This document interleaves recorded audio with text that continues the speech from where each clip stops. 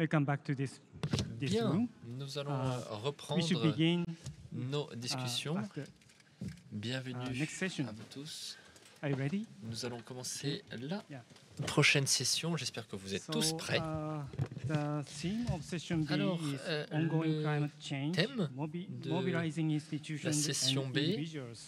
C'est le changement climatique And, en cours et we comment are mobiliser fortunate les to have, institutions et four les groups of individus. contributors to this Alors, issue, nous avons la chance from d'avoir different 4 parts groupes of the world, de contributeurs including de partout UK, dans le monde. Italy, Nous avons Norway le Royaume-Uni, and United l'Italie, la Norvège et les The États-Unis first représentés. presentation, Alors la première présentation, I will remind you, we have 15 minutes pardon, for each permettez-moi presentation, including de rappeler quelques règles pour les orateurs. and Donc nous avons 15 preparation, minutes withdrawal. et ces 15 minutes incluent les questions-réponses. D'accord? Et je vous montrerai bien sûr ces petites pancartes pour vous rappeler à So, l'ordre first si presentation nécessaire. will be by, Alors, Nicolas Skipper. La première présentation par Oh, yeah, Nicolas Skipper. Oui, Nicolas. And Ah, Nicolas, vous êtes là. Sari Super. Collins, Et from Sari the Collins, Museum of, qui nous viennent Earth Science et qui at représente United Kingdom. le musée This is Sedgwick their au Royaume-Uni. joint research with Robert Donc c'est un Joseph- projet de Joseph recherche conjoint avec Theodore. Robert Joseph Théodore. And the presentation title is Et The le Sedgwick titre de Museum la of présentation Science, est University of Le Cambridge, musée Sedgwick des sciences de la Terre de Public l'Université de Understanding of Cambridge Climate peut-il Change and aider le Inspire public à Action? comprendre le So, changement welcome. climatique et l'inciter à agir? Bienvenue à vous trois. À vous deux.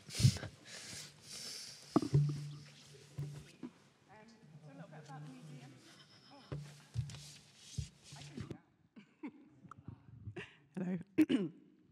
So a little bit about the Sedgwick Museum of Super, Earth alors je vais parler un Sciences. petit peu du We are an musée Sedgwick. embedded museum Donc nous in sommes un the musée Earth Science Department at qui Cambridge fait University. partie Quite small, donc we have de about 90,000 l'université de visitors a Cambridge year. et And, du the collection département dates back de to the sciences de la Terre. 1700s. The Le building we're musée in was opened in date du 1904. XVIIIe siècle. And you see Le we bâtiment still have a lot of où those nous nous original trouvons a places été from the construit en late 1904 et vous allez voir quelques 1800s, photos early 1900s. dans la présentation qui datent du début So my role du XXe siècle. as an educator, I Alors, became aware that ma rôle, students donc, and je suis teachers professeur et je wanted me suis rendu support in compte que tackling climate, les professeurs change et topics. les So étudiants my role for avaient this project was besoin to et work avaient with a local envie de secondary school demander des sujets and to ayant get trait young people au to meet changement real-world climatique. climate Et scientists. les And to support those Nous avons décidé scientists donc in de faire talking intervenir about their des science to experts en changement non-scientists. climatique pour parler de leur science we could use à the des whole non-scientifiques. creatively.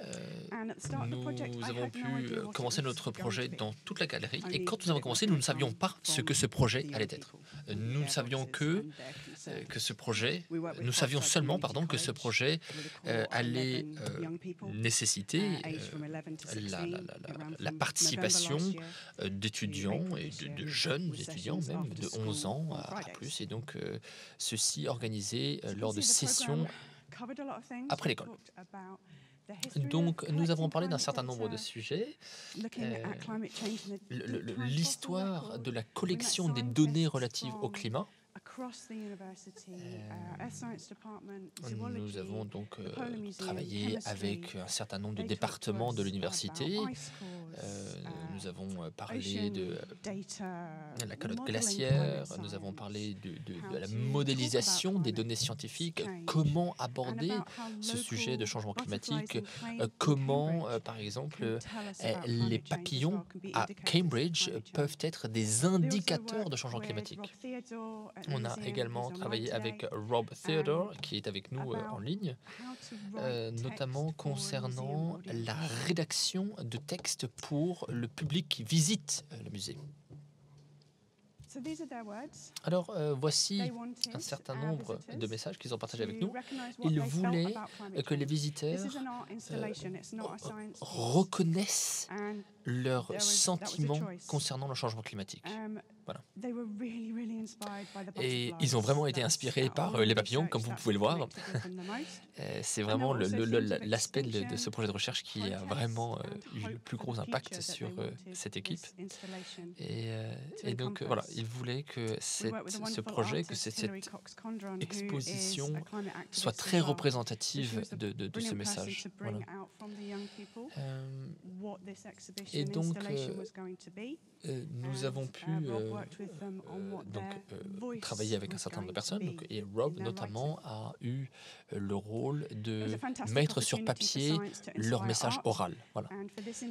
Donc, ce projet allait nous permettre d'aborder le sujet du changement climatique de manière différente.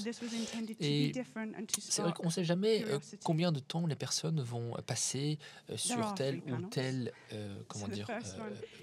élément, on va dire, d'une exposition. Et donc, bon, bah voilà, on a vraiment été un petit peu à tâtons. Et, alors voilà quelques exemples de textes qui étaient proposés. Donc, The Butterfly Effect, donc l'effet papillon. Hein. Et un autre qui dit que les papillons sont notre sonnette d'alarme. Voilà. Et n'appuyez pas sur le bouton répéter, mais appuyez sur le bouton stop. C'est vraiment, ce sont leurs mots, vous voyez. Donc c'est vraiment assez puissant comme message. Donc alors voilà ce que vous voyez quand vous rentrez dans le musée. C'est un kaléidoscope vraiment de papillons.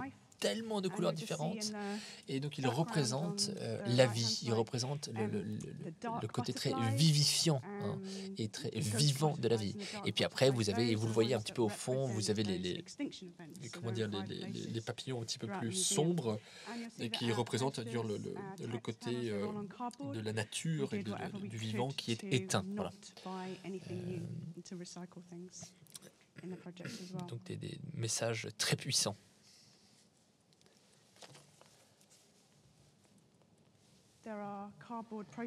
Vous voyez ici des pancartes de manifestants. Voilà.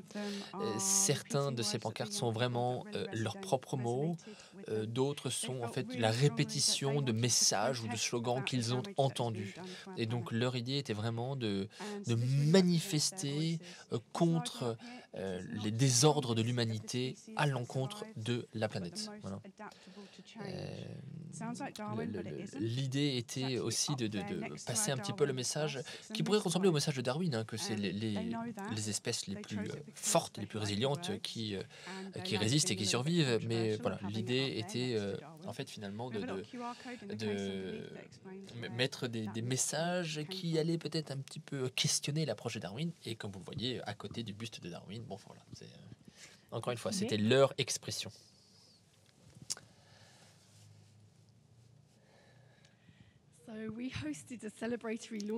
Alors, on a organisé une cérémonie de lancement avec donc, nos jeunes collègues et leurs familles. On a invité également le département de sciences de la Terre de l'université.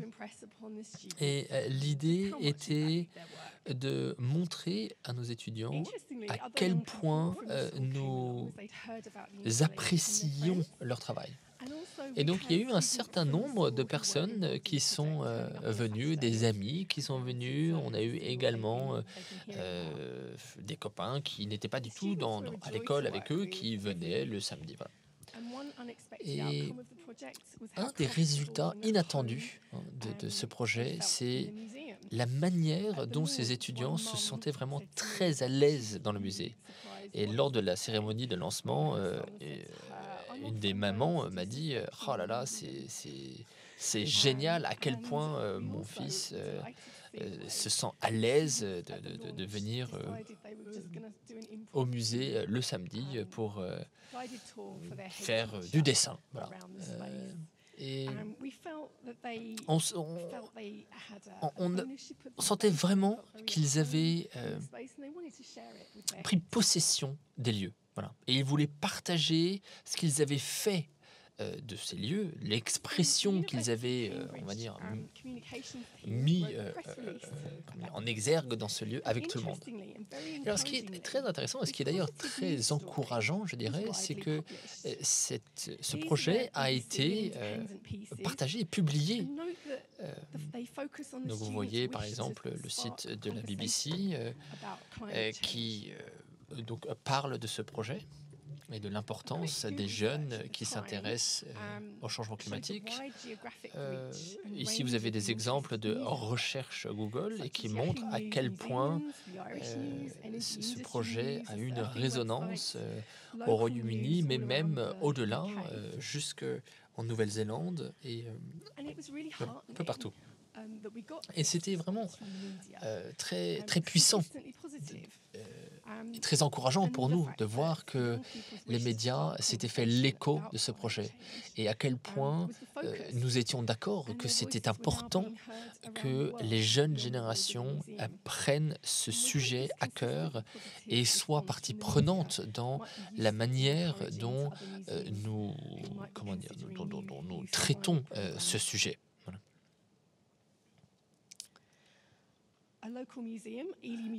Un musée local, le musée Ely, ont pris un petit peu la suite de ce projet en continuant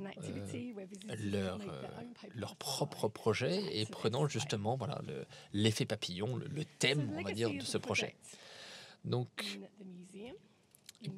comment est-ce qu'on peut, du coup, maintenant parler un petit peu de ce que ce projet nous a laissé? Alors, on a eu un nouveau, un projet qui en a décollé, c'est le mur des papillons, comme vous voyez ici. Donc, ça permet aux enfants de venir mettre leurs propres papillons. On a également mis sur les murs du musée des QR codes qui permettent aux visiteurs d'aller visiter une page web et pourquoi pas d'aller publier leur propre message. Voilà. Et tous les papiers d'ailleurs qui ont été utilisés pour ces projets, pour faire ces papillons, tout ce papier a été recyclé. Alors, d'autres résultats de ce projet, nous avons pu soutenir un certain nombre de projets académiques mettant en contact des élèves d'école et des experts, des scientifiques, experts donc, du climat. Donc on a pu lancer certains projets de la sorte. Et un autre résultat que j'ai déjà évoqué, c'est l'aise avec laquelle les étudiants ont participé au projet au sein du musée. Et on s'est aperçu que ça avait vraiment un impact très bénéfique sur leur développement académique. Alors, avons-nous répondu à la question, pouvons-nous soutenir et participer à cette interaction avec le public concernant le changement climatique? Je pense que ce projet l'a démontré, l'effet papillon l'a démontré. Alors, vous voyez ici quelques petits morceaux de discussion de nos visiteurs entre eux et de visiteurs avec les membres du musée et comme quoi ce projet les a inspirés à venir discuter avec notre équipe. Alors certains sont des messages positifs, mais pas tous. Pas tous. Écoutez, ceci n'est que le début d'un projet à long terme.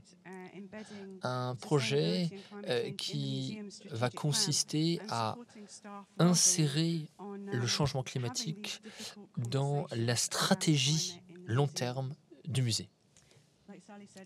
Et comme Sally l'a dit, c'était une expérience extrêmement plaisante de travailler avec ces jeunes étudiants. Et je suis vraiment ravi de voir à quel point le musée s'est engagé à devenir un espace où nous pourrons continuer ces discussions difficiles concernant le changement climatique. Merci beaucoup.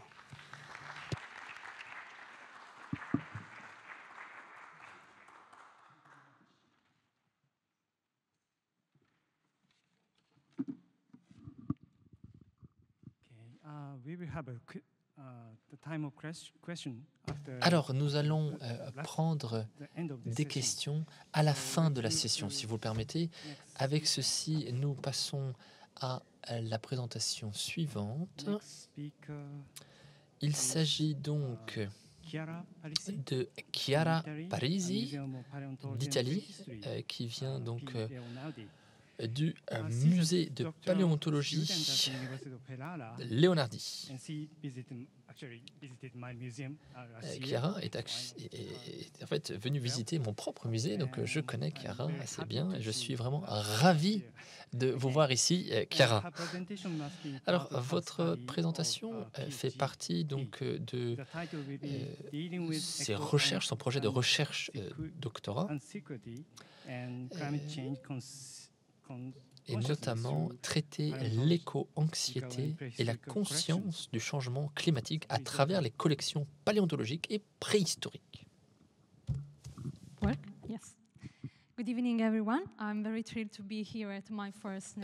Bonjour tout le monde, je suis ravie d'être parmi vous. Déjà, aujourd'hui, je vais vous parler d'un projet pilote que j'ai effectué dans mon propre musée qui fait partie de mes activités dans mon doctorat. J'ai développé ce projet en travaillant avec mes collègues.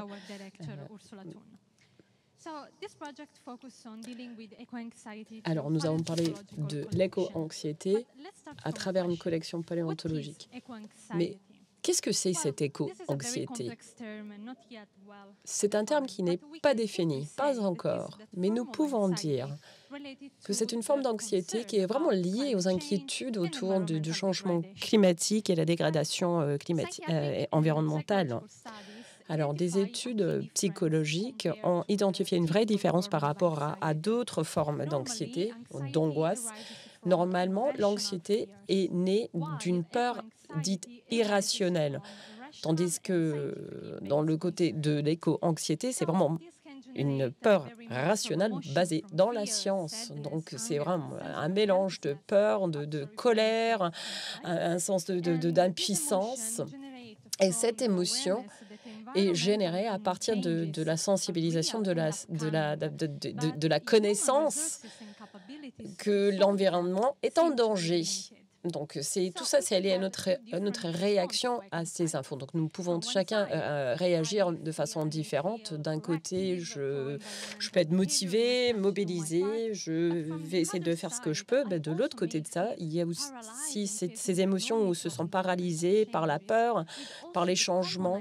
Et puis, avec cette idée commune que les actes individuels ne suffisent pas pour changer quoi que ce soit. Donc, cette dualité est la dualité la plus complexe de l'éco-anxiété, mais c'est quelque chose qu'on voit de plus en plus partout dans le monde, dans tous les âges. Mais je pense qu'aujourd'hui, on voit que c'est de plus en plus fréquent chez les jeunes à la suite de la pandémie de Covid-19.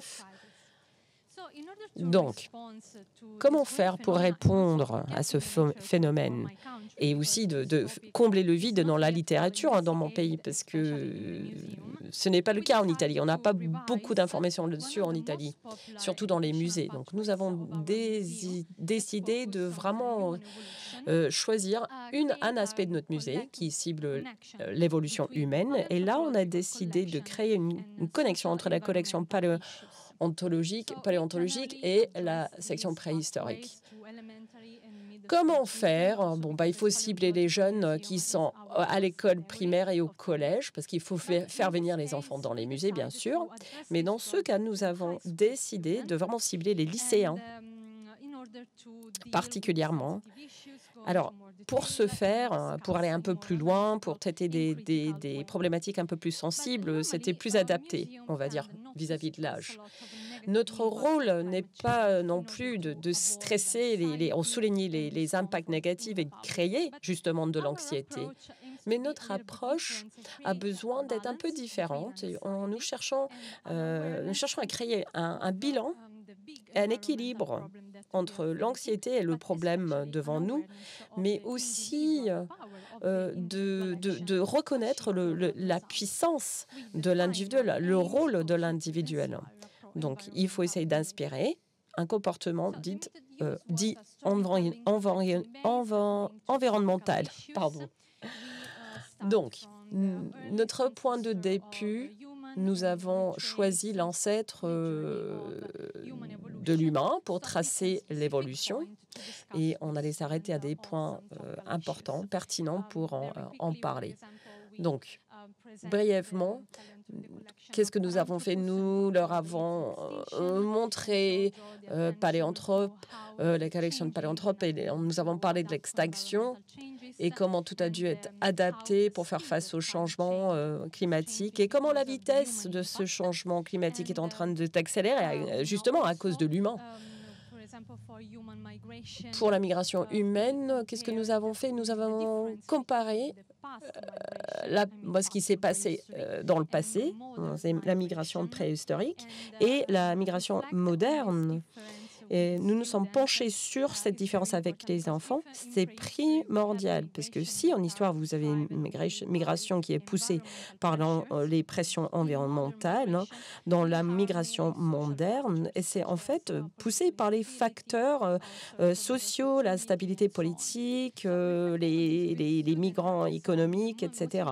Donc c'est très important de parler de tout ça avec les lycéens dans le but de les inciter à parler, surtout à parler du sujet de l'immigration, les droits humains, les droits de l'homme, etc. Parce qu'à Ferrare, nous avons une grande diversité de populations. Alors, nous utilisons également la comparaison entre l'impact négatif de l'humain, mais il y a aussi des exemples très positifs de l'activité humaine. Et évidemment, nous utilisons le pouvoir de l'émotion, de l'empathie pour renforcer le message et pousser l'étudiant à mobiliser, à suivre une initiative quotidienne pour essayer de faire une différence. Nous avions la possibilité pour tester les projets avec 3 classes dans le lycée de SVT à Ferrare avec 41 participants. Après la séance, nous avons donné un sondage aux lycéens pour qu'ils évaluent leurs émotions. Est-ce qu'ils souffrent de l'anxiété? Quelle est leur compréhension de ce mot? Quelle est la perception de la nature et l'humain dans leur environnement? Et pour voir si ces études étaient vraiment efficaces en inspirant un changement quelconque. Donc la première question était: à quel point êtes-vous inquiet pour la suite, pour le futur de l'environnement? Donc la majorité a dit que justement ces étudiants étaient très inquiets, un pourcentage élevé. Un pourcentage assez élevé qui se déclare neutre. Donc, il faut essayer de voir si ces projets ont aidé à réduire leur anxiété et surtout s'ils souffrent de l'anxiété, parce que nous ne voulions pas poser la question directement. Nous avons vu que 68% des jeunes souffrent de cette anxiété, donc c'est la majorité. C'est peut-être la question la plus importante et basée sur la perception de l'environnement naturel par les étudiants. Donc, le lycéen devait identifier les vues différentes. Nous avions plusieurs catégories. Le pourcentage, c'est un pourcentage très faible qui avait une vue anthropocentrique. Un pourcentage assez élevé de la vue transitionnelle, 56%. La nature est vue de façon beaucoup plus utilitarienne. J'ai besoin de la nature pour survivre. Et ensuite, il y avait la majorité des étudiants dans la dernière catégorie, l'assimilation avec la nature.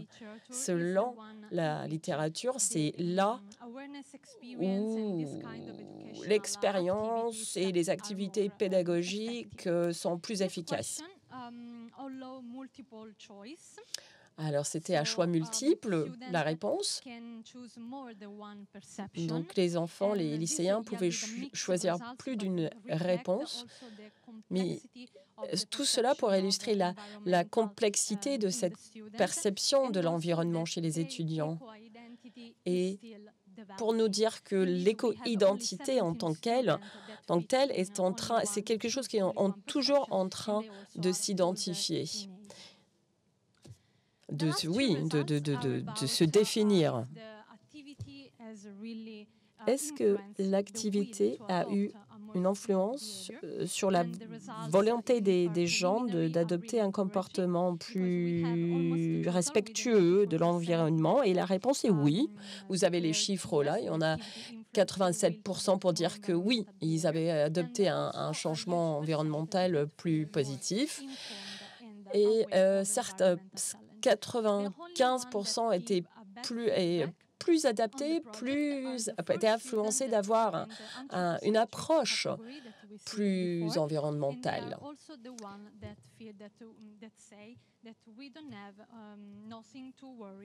Il y en avait également un pourcentage très très faible qui se disait complètement indifférent. Donc nous avons conclu que oui, la plupart des étudiants souffrent d'une éco-anxiété et la plupart, même s'ils ont une vue écocentrique, il y a une variabilité et une complexité dans leurs réponses. Et donc l'éco-identité, encore une fois, comme j'ai dit tout à l'heure, n'est pas bien définie. Alors, qu'est-ce qui se passe après? On va revoir le sondage pour avoir des résultats plus précis en termes de la perception de l'éco-anxiété. Et si on constate que des émotions négatives sont contrastées par l'exemple d'actions positives qui poussent les gens vers des comportements plus responsables, on verra ça dans la deuxième évaluation. J'ai mis une échelle en place, une échelle pour le pro-environnement, et la deuxième, c'est l'échelle pour évaluer les émotions des lycéens. Donc, les petits pas, ce sont les petits pas qui ont un grand impact sur la planète. Merci beaucoup.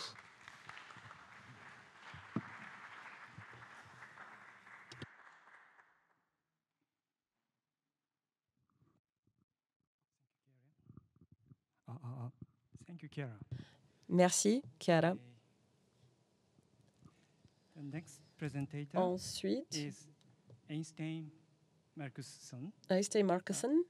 He's a director of Svalbard Museum. C'est le directeur du musée de Svalbard en Norvège. He's a repeating contributor to ICOM Natis actually. Il est un contributeur très efficace à l'ICOM Natis. Il a donné une présentation à Costa Rica l'année dernière. Son musée est très très loin de tout le monde. C'est au plus nord dans l'Arctique.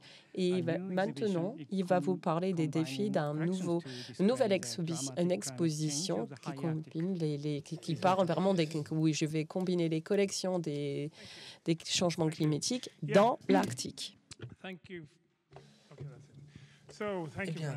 Merci beaucoup. Je suis ravi d'être ici avec vous. Je suis ravi d'avoir cette opportunité de prendre la parole, de parler du monde qui change. L'Arctique est un endroit du monde qui change en permanence d'une saison à l'autre, mais c'est un fait que le monde change.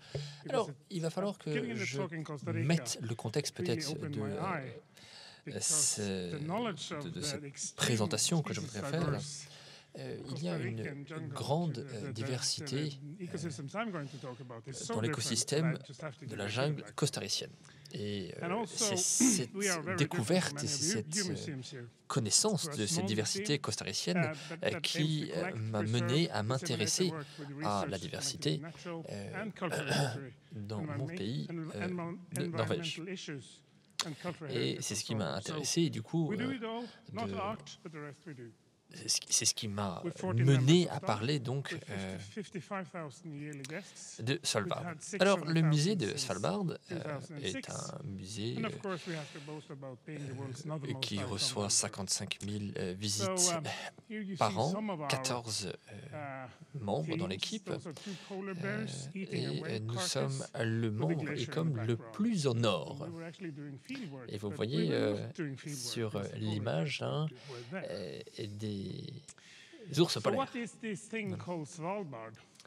Alors, qu'est-ce que c'est que Svalbard? Svalbard, pardon, c'est un archipel norvégien qui est, comme vous voyez, très proche du cercle polaire. Le cercle polaire, vous le voyez indiqué sur la photo. La flèche vous indique l'archipel Svalbard. Donc, et on ne voit même pas la France sur cette image. On voit peut-être le haut de l'Écosse. En tout cas, 61 000 km², 3 000 personnes. Et c'est l'endroit le plus au nord que l'on peut atteindre à bord d'un vol commercial. Le Svalbard a été découvert en 1596. Et quand il a été découvert, le Svalbard, l'archipel, était inhabité.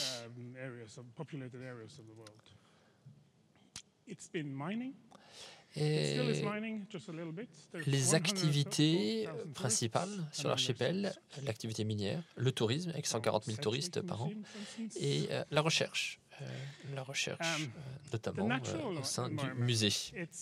Alors, concernant l'environnement naturel, alors on le représente souvent sur le Svalbard comme un imagier géologique. C'est vrai qu'il y a beaucoup d'animaux là-haut et un certain nombre de fossiles également qu'on ne voit pas. Une autre particularité de Svalbard, c'est que 112 jours par an, vous avez ce qu'on appelle la nuit polaire, et 125 jours par an, vous avez ce qu'on appelle le jour polaire. 60% de l'archipel est formé de glaciers, et il n'y a que très peu d'espèces, mais en très grand nombre. Oui. Alors, je vous ai montré une image de l'ours polaire. Et l'ours polaire n'existe que grâce à l'écosystème arctique et de toute cette nourriture qu'il trouve dans l'océan Arctique.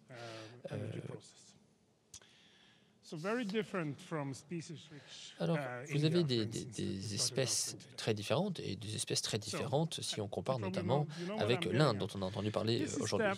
Alors, vous voyez probablement venir, vous voyez ici les courbes de température, donc les moyennes bien entendu, de la hausse de la température depuis 1961 à 2019. Ces 3 derniers étés, nous avons vu des records battus à chaque fois. Et donc la situation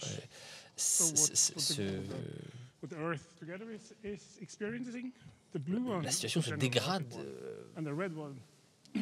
en permanence. Donc, vous voyez en gris la courbe globale, mondiale, devrais-je dire. En bleu, vous avez la courbe arctique. Et en rouge, vous avez la courbe de Svalbard.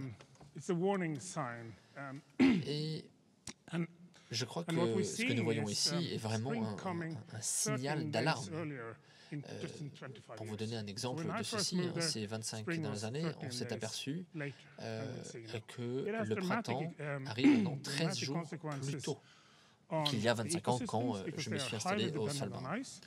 Alors, ce qui est terrible pour un certain nombre d'espèces qui dépendent des glaciers. Vous avez un certain nombre donc, de communautés animales qui font une migration encore plus au nord. Donc il y a des changements considérables. Ceci a bien sûr un impact sur les humains. Alors, comment pouvons-nous en parler? Écoutez, nous, on a en charge un musée. musée qui n'est pas très grand, mais nous avons une exposition permanente de 800 mètres carrés qui parle de l'environnement naturel, de l'histoire de l'humanité et de l'exploitation de la nature. C'est une histoire qui n'est pas très belle, c'est vrai, mais c'est une histoire qui est très intéressante aussi. Comme je l'ai dit, peut-être déjà 55 000 personnes visitent notre musée chaque année. L'année dernière, les visiteurs du musée venaient de 81 pays différents. Donc nous avons des groupes très intéressants. Et nous avons après aussi des visiteurs qui viennent simplement ici parce qu'ils sont en découverte de la nature environnante. Alors, est-ce que nous avons un pointeur ?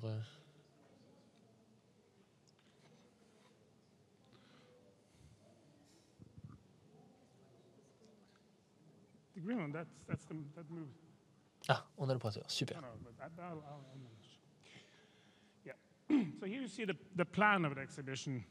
Alors ici, vous voyez comment notre exposition permanente est organisée. Alors il y a un premier point que j'aimerais mentionner, c'est que la nature est au centre de l'exposition. Et c'était le cas d'ailleurs dans la précédente exposition. On a l'histoire de la culture, on va dire, et l'histoire de la nature qui sont entremêlées, entrelacées d'une certaine manière dans cette exposition.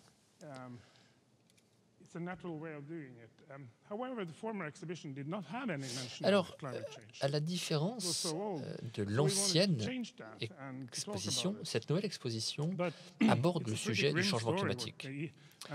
Et malheureusement, c'est une histoire qui n'est pas très agréable à raconter. Alors, nous voulions, bien entendu, dans cette exposition, non pas uniquement passer un message alarmant, mais nous voulions que les visiteurs passent un bon moment. C'est important que la visite ait un impact positif sur les visiteurs. Alors, vous voyez un certain nombre d'installations et d'objets qui ont pour but d'amener les visiteurs à réfléchir à ce sujet qu'est le changement climatique. Alors, un certain nombre de personnes, pour un certain nombre de personnes, c'est un sujet qui est, qui est acquis. Mais pour d'autres, c'est un sujet qui est un peu plus difficile à comprendre. Et c'est donc important de trouver les bons mots et la bonne approche pour les rendre sensibles à ce sujet. L'idée dans notre projet, dans cette exposition, c'est d'aborder les sujets de manière assez simple. Ensuite, nous avons ce que nous appelons ici un diorama adapté. Voilà.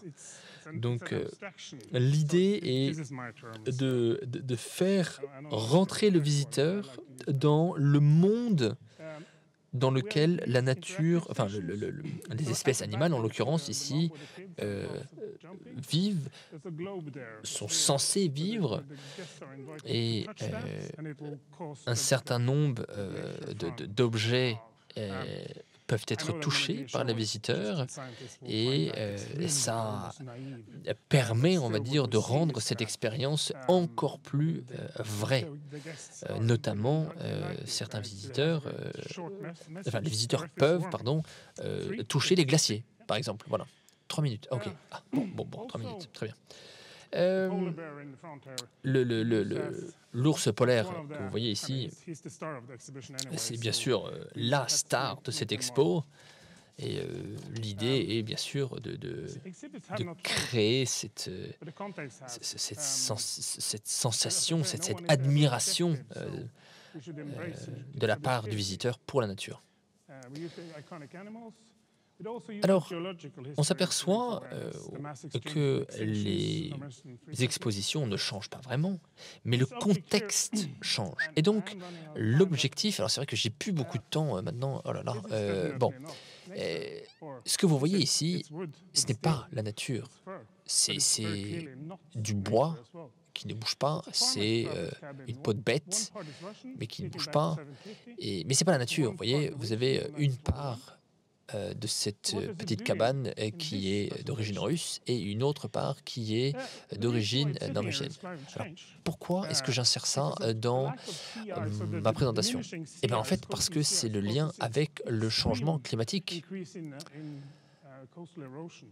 Le changement climatique crée une érosion accélérée. Alors, attendez, c'est quoi là maintenant? C'est quoi? C'est 1 minute? Oh là là, Bon, alors attendez. Donc, pour peut-être faire le lien avec la présentation, ou le discours, pardon, introductif de Nicolas Kramer, on s'aperçoit que il y a un impact dans ce changement climatique sur notre patrimoine hérité. Bon, mais là, je n'ai plus je n'ai plus de temps, donc bon, enfin voilà, vous avez, hop, je vous montre vite les diapositives, et puis après, je serai ravi de parler avec ceux qui voudraient venir me voir à l'issue de la conférence. Voilà, merci beaucoup.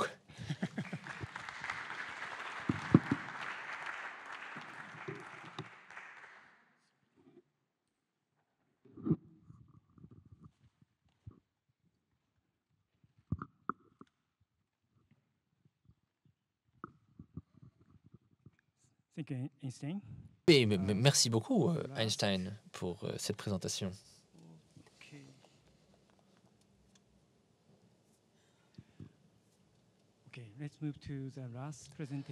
Alors, nous allons passer maintenant à la dernière présentation.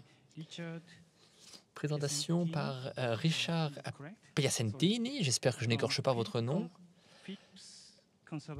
Et Richard nous vient du Phipps Conservatory and Botanical Gardens. Le titre de votre présentation, Travailler ensemble pour lutter contre le changement climatique. Bienvenue, vous avez la parole. Merci beaucoup et merci de m'avoir invité aujourd'hui. Je vais vous parler de la boîte à outils. C'est une approche collaborative pour les musées pour faire face au changement climatique. Donc, nous avons ouvert en 1983. Nous sommes à Pittsburgh, dans le nord-est des États-Unis.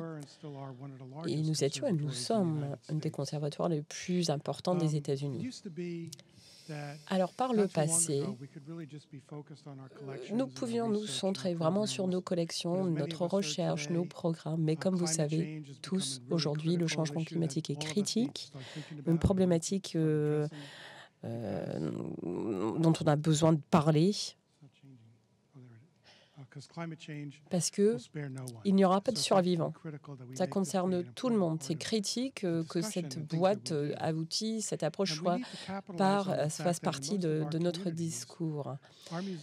Et je pense que dans notre communauté, nos musées sont considérés comme des institutions fiables. Donc, il y a une vraie opportunité pour aider nos communautés, pour être devant dans cette bataille. C'est important de montrer que nous comptons, que nous pouvons faire une différence. Et une chose que je voudrais dire, c'est que, au-delà de parler simplement du changement climatique, c'est critique qu'on commence à modeler notre comportement pour faire face à ce changement climatique. Donc, la première question que j'entends quand je parle comme ça aux États-Unis, la première question, mais que faire? Comment faire?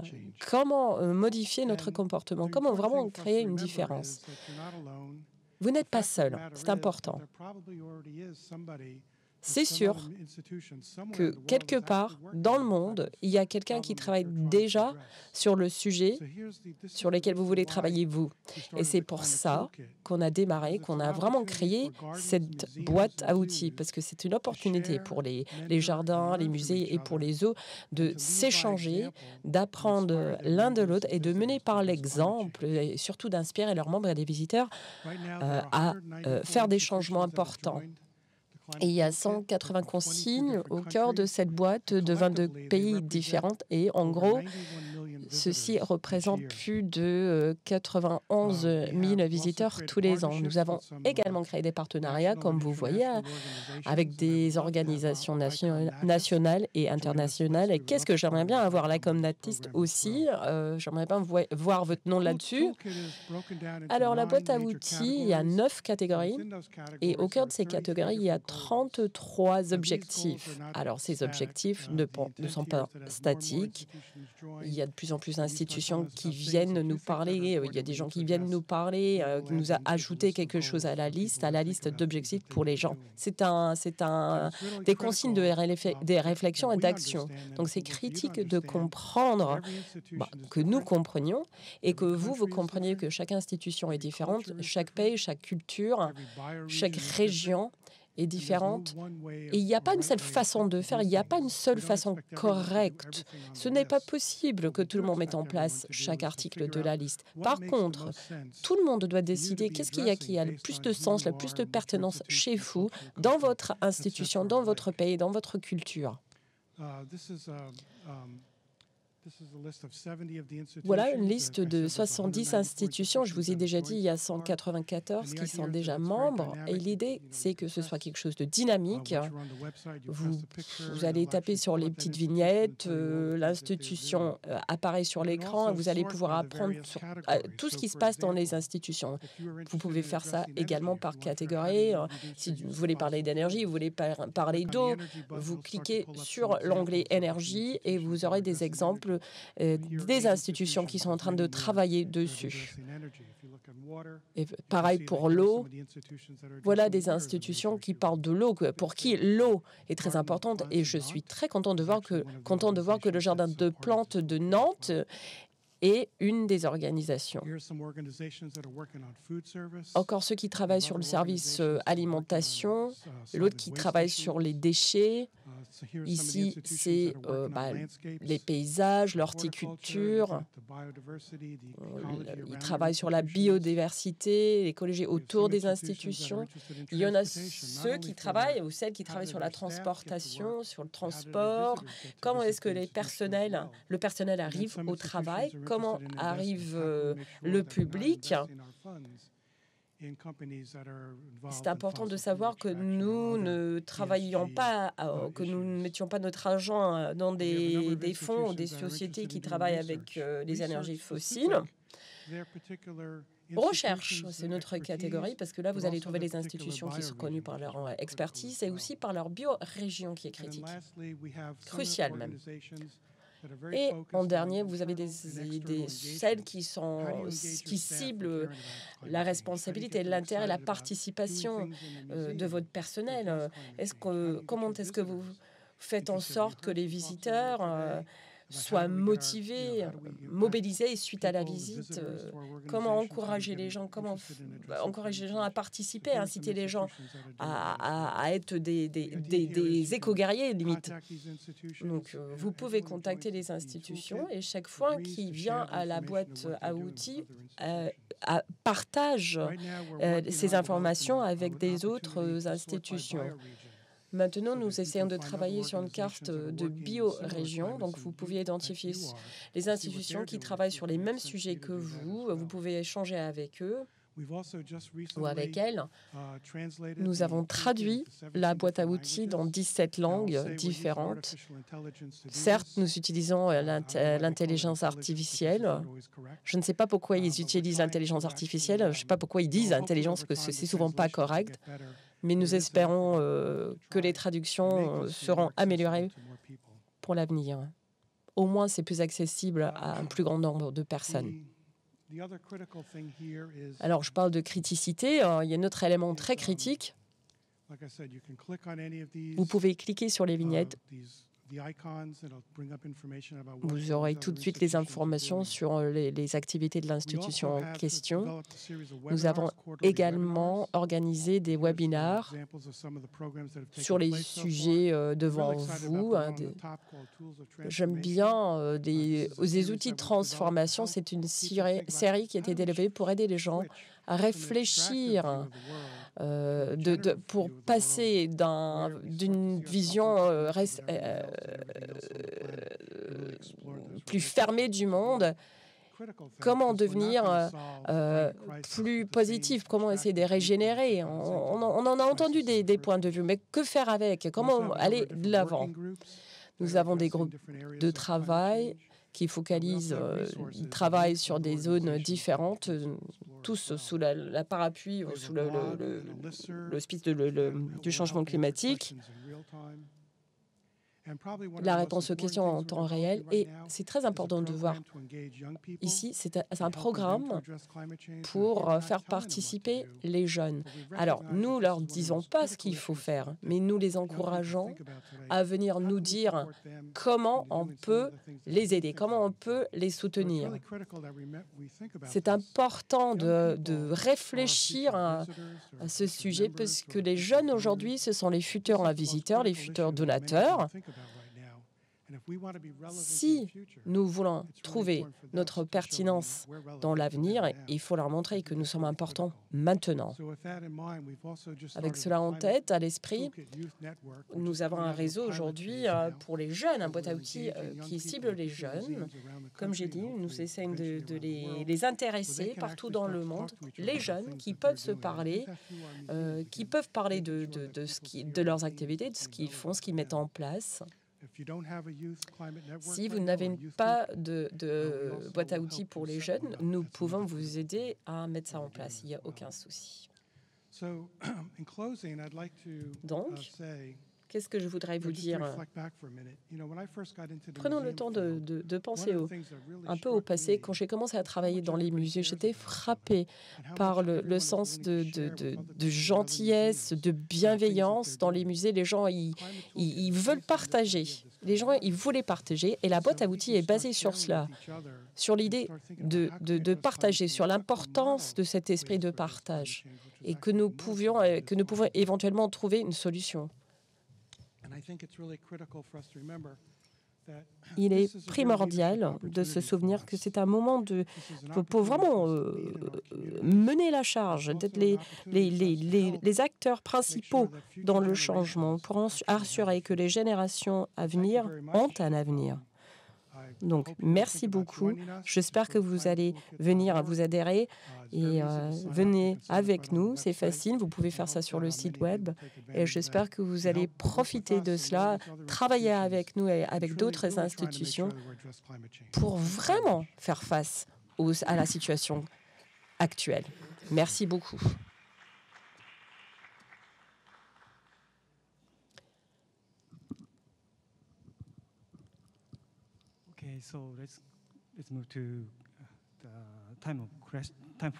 Passons maintenant aux questions. Donc, est-ce que les orateurs voudraient bien venir sur scène, s'il vous plaît?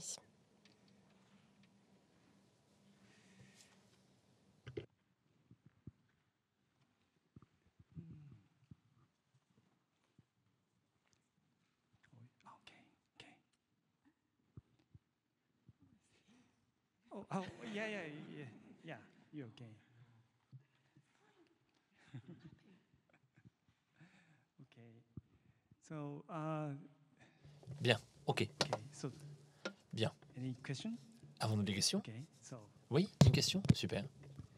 Yeah, thank you very much for your contribution. Merci beaucoup pour ces contributions, pour votre travail. C'est très intéressant, très inspirant. À vous écouter, je me disais, mais en fait, tout va bien pour le monde, avec tant de personnes impliquées, on va dire. Maintenant, ma question concernant le changement climatique, plus précisément, pouvons-nous parler de ce changement au niveau politique? Alors, nous sommes ici en Europe, mais on a également aux États-Unis une situation politique avec les partis de droite qui, on va dire, prennent plus d'importance sur la scène politique. Et parmi ces partis politiques, certaines personnes remettent en question le changement climatique.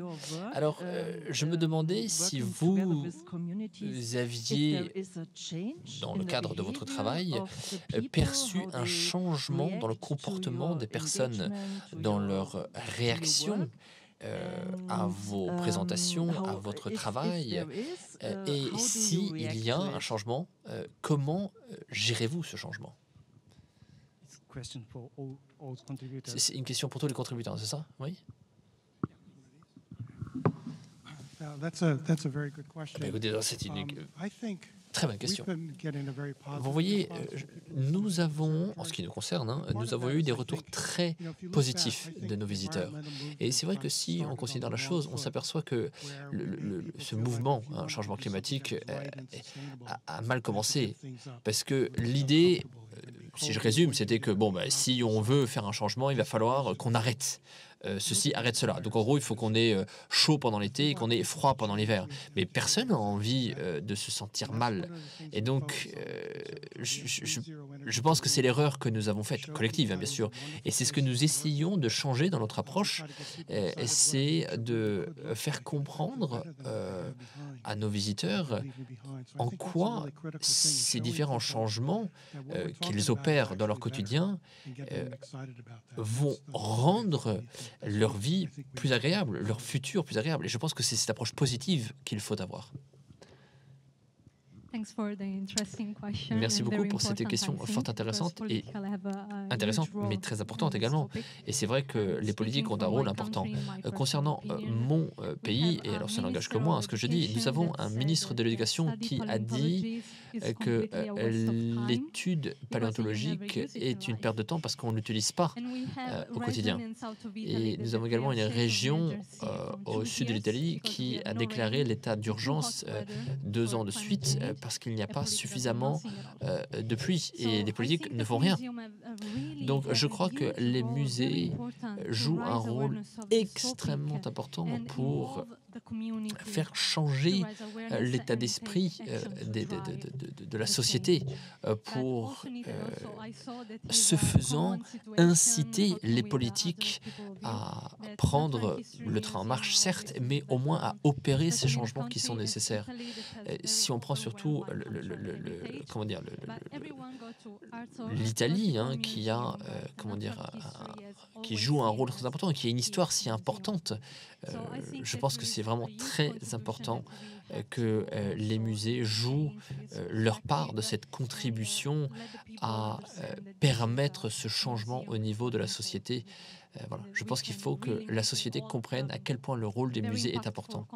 Et si cela se fait, notre impact pourra être encore plus puissant. Alors, à vrai dire, moi, je ne connaissais pas tellement le point de vue de nos visiteurs concernant le changement climatique parce qu'on n'en parle pas ouvertement dans le cadre de nos expositions, et c'était justement le but de ce projet.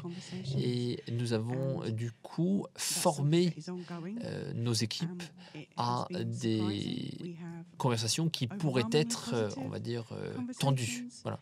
Et nous avons eu des conversations très intéressantes. Mais c'est vrai que c'est toujours difficile quand on est confronté à quelqu'un qui nous dit c'est n'importe quoi. Et c'est vrai que j'ai eu ces conversations avec certains de nos équipes qui sont très choqués quand ils font face à quelqu'un comme ça qui est en déni et qui ne savent pas en fait comment gérer la situation. Et donc il faut en effet soutenir nos collègues pour gérer ce genre de situation. Et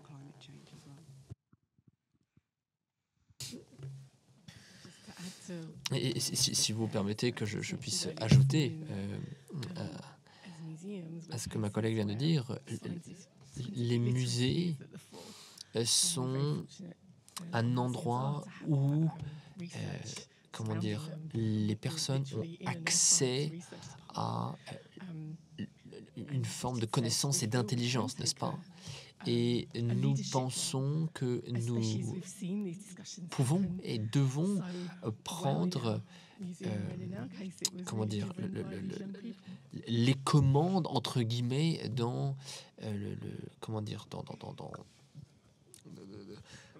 en menant ces débats et ces discussions pour pousser ce changement. Alors, en ce qui nous concerne, nous n'avons pas un gouvernement de droite en Norvège, mais nous sommes un pays producteur de pétrole. Bon. Notre dilemme, donc je parle du musée, oui, c'est que, bon, on parle beaucoup avec un public régional. Et dans notre cas, c'est pas possible. Et donc, notre dilemme, c'est de faire venir les gens à Svalbard pour leur montrer que, bon, l'archipel ne meurt pas, mais qu'il change. Et c'est un sujet, vous savez. Pourquoi pas votre dernière chance de voir l'Arctique. Et c'est vrai que c'est pas sympa comme message, mais le but c'est de faire passer ce message quand même. Et c'est comme ça que nous pouvons agir et c'est comme ça que nous agissons. Merci beaucoup. Merci beaucoup. Une autre question peut-être? Oui, merci beaucoup. J'aimerais partager avec vous cette hypothèse. Il me semble que dans notre société, il y a une approche, on va dire, technosolutionniste. Donc, on parle beaucoup de projets de géo-ingénierie pour permettre le changement et tout ça. Bon. Avez-vous eu à discuter avec des personnes qui vous disaient « Non, mais attendez, on va trouver une solution ». Parce que c'est vrai que une certaine approche consiste à dire que bon, le changement climatique, c'est une réalité, mais on va trouver une solution technique pour contrer ce changement climatique. Alors, il y a d'autres personnes qui disent on ne peut rien faire. Et c'est vrai qu'il y a ce sentiment, il me semble assez fort dans la société, puisqu'on trouve toujours des solutions techniques. Et on a cette impression, ce sentiment que, en fait, on peut tout gérer, et on a toujours tout géré, et on va pouvoir gérer. Est-ce que vous avez eu ce genre de situation avec vos visiteurs?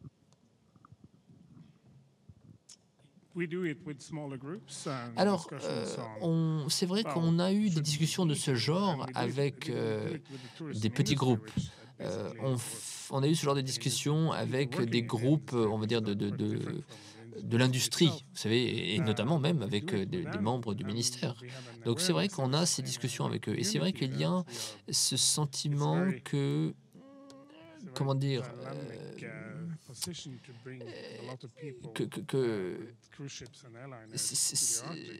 de faire venir des gens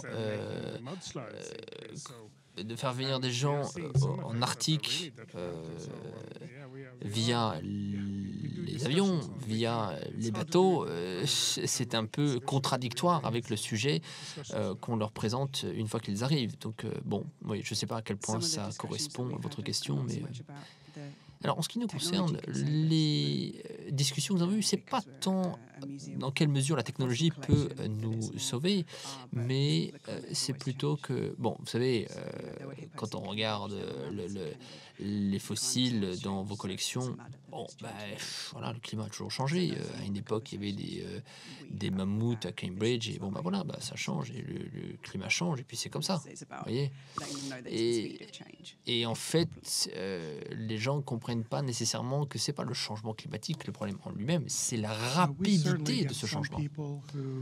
En ce qui nous concerne, c'est vrai que nous avons eu des visiteurs qui se disent que bon, les scientifiques vont trouver une solution. Mais nous nous apercevons que de plus en plus de gens veulent faire quelque chose. Les gens se sentent responsables et veulent faire partie du changement. Si on considère que 55 000 musées répartis partout dans le monde pourraient travailler ensemble, mais attendez, mais on a un impact sur des centaines de millions de personnes au quotidien, vous vous rendez compte? Et si on peut les mobiliser dans cette lutte contre le changement climatique, c'est un moyen très puissant pour faire changer les politiques. Parce qu'on ne va pas trouver des solutions avec cette approche de haut en bas, vous voyez. Les politiques, en général, réagissent quand la base les force à bouger. Et il y a un autre point que je voulais dire, et j'ai oublié dans ma présentation, c'est que il n'y a aucun coût, n'est-ce pas, à venir se joindre au groupe d'institutions qui utilisent la boîte à outils changement climatique. C'est gratuit. Chiara, oui, je voudrais peut-être répondre en partie. Notre musée a été fermé au public depuis 12 ans maintenant du fait du risque sismique. Et donc, bon, on n'a que des petits groupes, notamment des écoles qui viennent visiter. Et on s'aperçoit, comment dire, que ce qu'il faut favoriser, c'est dans le cursus académique, dans le processus d'éducation de la société, que l'on peut insérer ce message et faire en sorte que la société réagisse et prenne à cœur ce sujet. Et c'est vrai que souvent, on a ces réactions de nos jeunes visiteurs. Ah bon, on a vraiment fait ça, c'est vraiment ça, oh là là. Et donc, il y a vraiment cette prise de conscience, en fait, de l'impact de l'humain sur la nature. Et un certain nombre de personnes en viennent même à prendre des décisions du genre, ah bon, alors mon téléphone portable, il a tel impact au final, par répercussion. Bon, dans ce cas-là, je ne veux pas de téléphone portable. Et je pense que si on répète ceci, ça permettra d'assurer un futur meilleur pour le monde. Super, merci. D'autres questions peut-être? Question très rapide pour vous, monsieur, concernant la boîte à outils climat, changement climatique. Est-ce que c'est possible d'imaginer un outil similaire pour la biodiversité?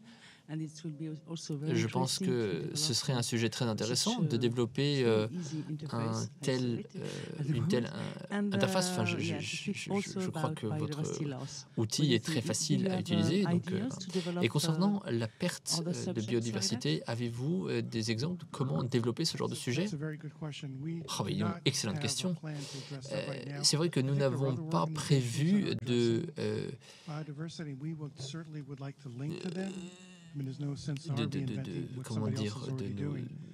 prendre ce sujet pour l'instant. Je crois qu'il y a un certain nombre d'autres institutions ou de groupes qui le font. Et si vous avez connaissance de personnes, d'institutions qui s'occupent de ce genre de sujet, n'hésitez pas à nous le faire savoir. Nous serons intéressés de discuter avec eux. Merci beaucoup. Je suis tout à fait d'accord avec le dernier commentaire. Ce serait très, très bien d'avoir ensemble le changement climatique et la biodiversité. Et c'est une recommandation d'ailleurs d'un certain nombre d'instances internationales. Je pense que de faire en sorte que les musées travaillent ensemble est une bonne chose. Permettez-moi de faire un commentaire. En 1980, je travaillais à l'université de Bath au Royaume-Uni et qui parlait donc des messagers de catastrophes et nous apercevons aujourd'hui à quel point ce genre d'état d'esprit et de mentalité ont eu un impact négatif. Et c'est vrai que les croyances religieuses ont aussi eu un impact, que ce soit comment dire, la compréhension de Dieu, la compréhension du destin. Et c'est important de prendre en compte d'où viennent les croyances. Je crois que oui, c'est très important à prendre en compte. Et au passage, votre boîte à outils est un outil extrêmement puissant. Super, merci. Non, je voulais juste faire un commentaire, merci. Ah oui, non, c'était juste un commentaire. Bon, d'accord, ok. Parfait. D'autres questions, peut-être? Oui? Non? Oui? Si? Ah. Oui, alors j'ai une question pour Nicolas et Célia. Je me demandais comment gérez-vous donc ces œuvres d'art de vos jeunes partenaires. Est-ce qu'ils font partie des collections du musée?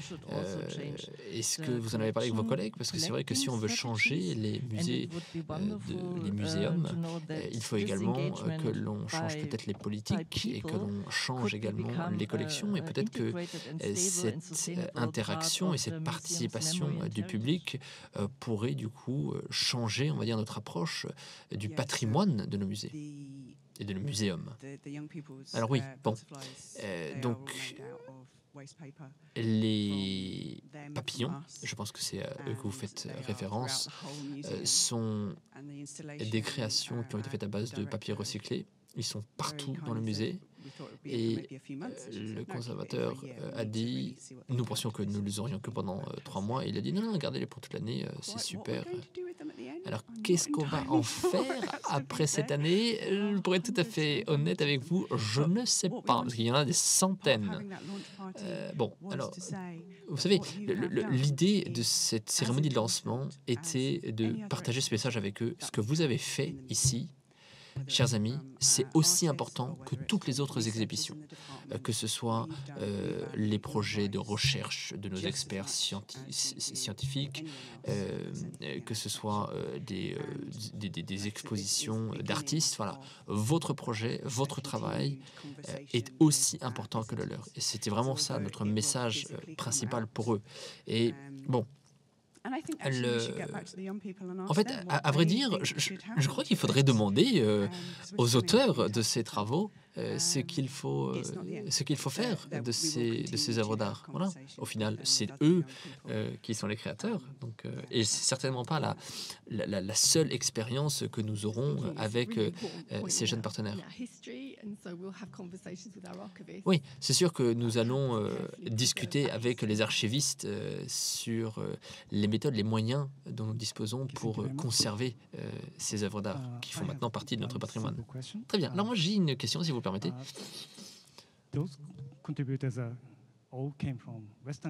Alors, ces contributeurs viennent tous de pays occidentaux. L'idée est de permettre l'interaction avec tout le monde, n'est-ce pas? Le monde entier. Comment, d'après vous, qu'est-ce que vous proposez pour permettre cette interaction avec le monde entier? Avez-vous des idées? Avez-vous une solution? Si c'est le cas, merci de partager avec nous.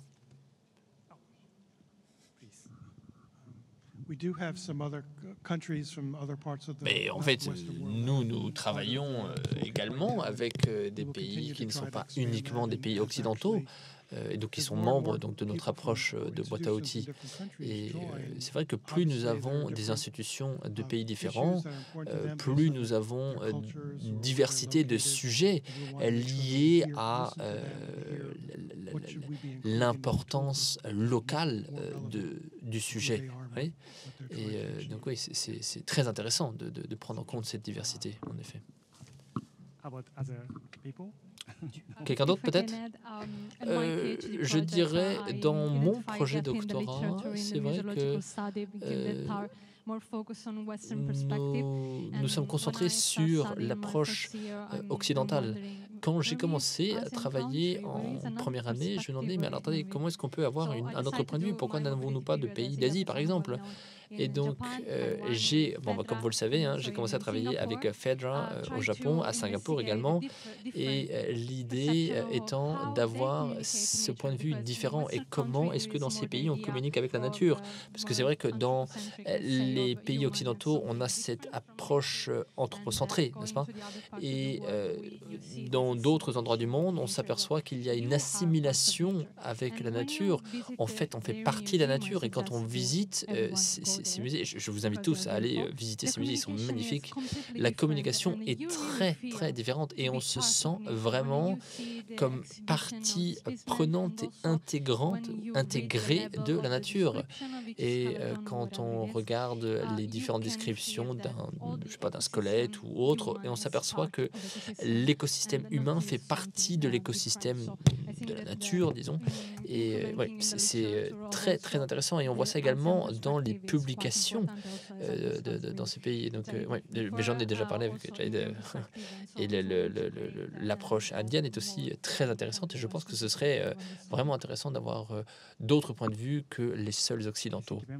Super, merci beaucoup. Pas d'autres questions? Parfait. Alors, nous avons 15 minutes d'avance.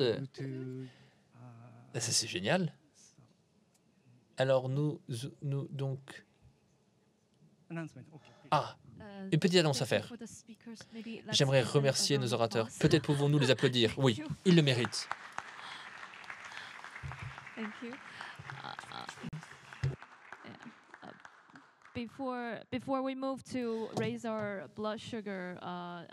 Avant de prendre un café, j'ai quelques petits messages.